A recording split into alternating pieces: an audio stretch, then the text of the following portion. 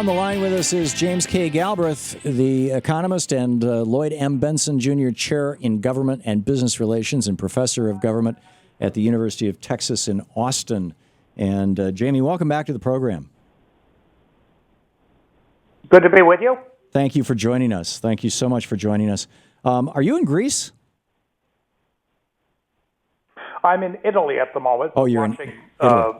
Developments closely. Yeah, I was just curious what your take is on what's going on in Europe and, you know, between Syriza and Podemos and everything else.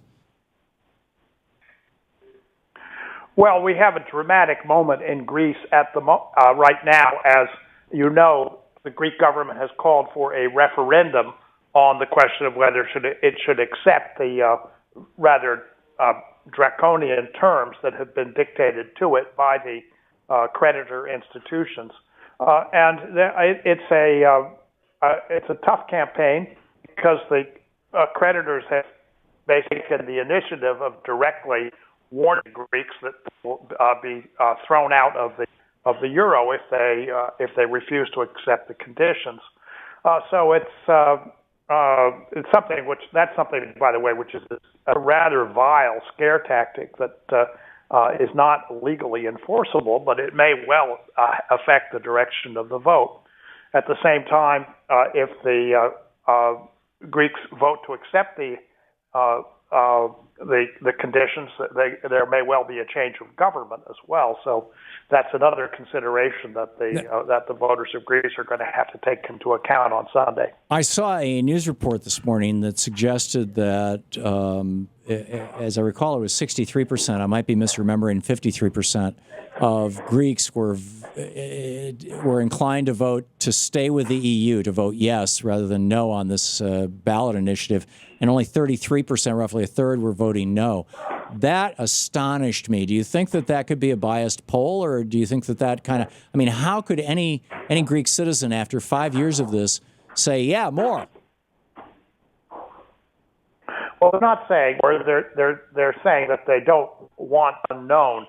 But I don't know that poll is reliable. I've seen polls on all sides of this question, and I think the situation is very fluid.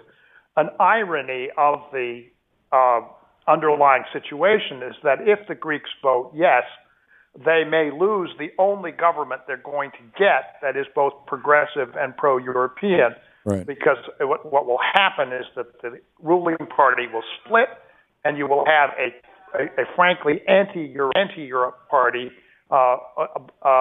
anti-Europe parties both on the left and on the right that will emerge, and one of them will be surely the official opposition for the next go-round.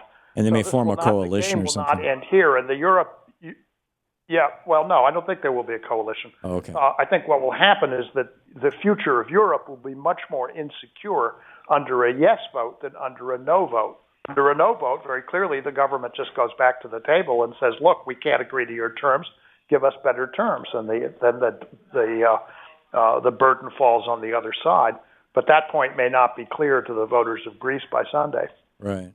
Now, you're the economist. I'm not. But let me share a observation/theory with you and get your thoughts on it. Greece, their economy does have some diversity to it, but I believe that one of the strongest and most important parts of the Greek economy is tourism. Am I right on that?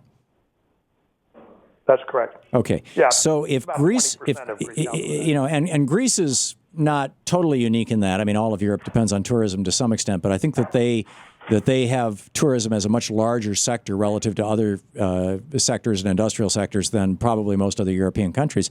So if Greece was to abandon the euro and go to the drachma, and there was an immediate massive devaluation of the drachma, it would mean that if you or I wanted to go to Greece and stay in a 5-star hotel, at least over a short period of time until our economy got back on its feet, we could get a room at the Hilton for $40 a night. And that seems like it would rapidly, and it wouldn't just be you and me, it would be anybody anywhere in the world, including all those Europeans who are next door.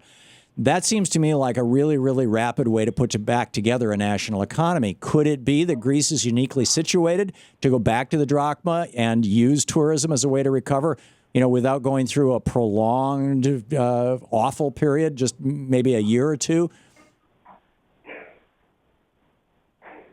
I think after a year or two, things would normalize, and you wouldn't need to go to $40 a night at the Hilton for that to happen. There would be a lot of pent-up demand, not just from the U.S., but from other parts of the world. The Chinese tourism would just explode, for example. Yeah. So it's certainly true. The cost of doing that over the next over the intervening period, which might be 6 months or a year, is what has kept people from seriously contemplating that option, and the government is determined to stay in the eurozone, and it believes that it cannot be expelled from the eurozone. But how do you stay in the eurozone when the eurozone seems committed to just beating you up all the time? Well, that's a question, but it's a kind of an emotional commitment and a political commitment that the Greek people have made, and this government doesn't feel that it has the authority or the mandate to go in any other direction. So that is the basis on which they're fighting the referendum's point. Yeah, it's remarkable. Are there other parties set to take on Syriza seriously? No. The problem is that if the yes vote were to win, then I don't think the Syriza coalition would hold. Actually, Alexis Tsipras said last night that they could implement the measures, but this government would not be the government to do it. And so you would end up with a transitional government. But the problem is that the conservative parties that would come back into power have no staying power at all. They don't have a base left in Greece. Right. So there would be a completely fluid situation. And that's why I say the people who are thinking that a yes vote will preserve the eurozone haven't got it completely worked. Yeah, excellent point. James Galbraith, thank you so much for being with us. Okay, it's a pleasure. Great talking with you.